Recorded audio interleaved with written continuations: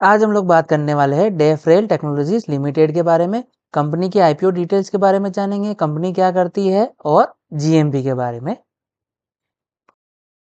तो चलिए समझते हैं सिंपल वर्ड में डेफरेल टेक्नोलॉजी का बिजनेस। ये कंपनी ऑफिशियली अक्टूबर 23 में बनी, लेकिन इसका एक्सपीरियंस काफ़ी पुराना है। 1980s से रबर इंडस्ट्री में काम चल रहा था। पहले विकास रबर इंडस्ट्रीज, फिर 2008 में इम्पैक्स हाईटेक रबर, दोनों को मिलाकर डेफरेल टेक्नोलॉजी बनाई गई है। अब बात करते हैं कंपनी करती क्या है। ये कंपनी रबर के पार्ट्स और होजिस बनाती है, जैसे गाड़ियों के रबर पार्ट्स, रेलवे के लिए होजिस और डिफेंस यूज के लिए रबर कंपोनेंट। मतलब जहां रबर की स्ट्रॉन्ग क्वालिटी चाहिए वहां इसका काम आता है। कंपनी B2B मॉडल पे काम करती है, यानी डायरेक्टली कस्टमर को नहीं बल्कि बड़ी कंपनीज और फैक्ट्रीज को बल्क में सप्लाई करती है। साथ ही गवर्नमेंट को भी सप्लाई होती है, जैसे इंडियन रेलवेज और डिफेंस। कंपनी कुछ क्लाइंट देखे तो Mahindra defence, air force, JBM group, defence, railway और AC। कंपनी के फरीदाबाद में 2 बड़े प्लांट्स हैं, जहां मॉडर्न मशीन से LPG होजिस और diesel pipe gasket, EPDM profile जैसे प्रोडक्ट बनाए जाते हैं।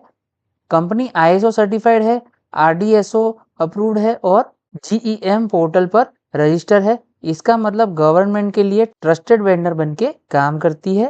ओवरऑल कंपनी की बात करें तो experience plus strong product plus government approved is equal to Deferral Technologies एक स्टेबल और रिलायबल कंपनी है।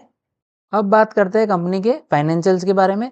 कंपनी की एसेट देखें तो 24 में 1.22 से बढ़ 33.91 और सितंबर 25 में 37.22 है। टोटल इनकम कंपनी की देखें तो 0.72 से बढ़कर 62 और करंट ईयर में 39 है। पेट देखें तो 0.11 से बढ़कर 3 और करंट ईयर का 1.51 है। EBITDA कंपनी का देखें तो 0.14 से बढ़कर 5.78 से करंट ईयर का 3.44 है। नेटवर्थ कंपनी की देखें तो 0.16 से बढ़कर 9.12 और करंट ईयर की 10.62 है। रिजर्व एंड सरप्लस कंपनी का देखें तो 0.11 से बढ़कर 3.96 और करंट ईयर का 5.46 है। टोटल बोरोइंग कंपनी की देखें तो 0.41 से बढ़कर 11.56 और 11.78 पर करंट ईयर में स्टेबल है। ये एक SME कंपनी है, तो इनका डेट लेना आगे एक्सपेंशन के लिए ज़रूरी होता है। अब बात करते हैं कंपनी के KPIs के बारे में। ROE कंपनी का 73% है लास्ट ईयर का और 6 महीने का 11.44 है। ROC देखिए तो 24.43 और 6 मंथ्स का 13.28 है। डेट टू इक्विटी देखे तो 1.27 से घटकर 1.11 हो गया, जो कि अच्छी बात है। रिटर्न ऑन नेटवर्थ देखे तो 73.72 और 11.44 है। पैट मार्जिन कंपनी का देखें तो 5.49 और 3.85 है, जो कि थोड़ा सा डाउन साइड पर है, बट ये 6 महीने का डेटा है।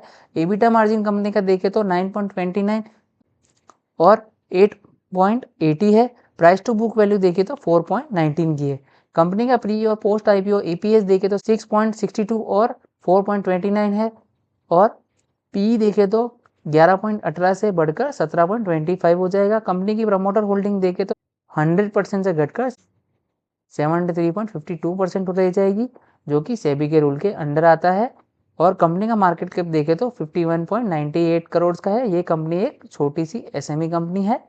अब बात करते हैं कंपनी के ऑब्जेक्ट ऑफ इशू के बारे में, मतलब कंपनी पैसा कहाँ यूज करने वाली है। तो 7.96 करोड़ का यूज होगा परचेस ऑफ इक्विपमेंट और मशीनरी के लिए, और सेकंड 1.73 करोड़ का यूज होगा सोलर पैनल इंस्टॉलेशंस के लिए, और बाकी का पैसा जनरल कॉर्पोरेट पर्पसेस में जाएगा। अब बात करते हैं कंपनी के IPO डिटेल्स के बारे में।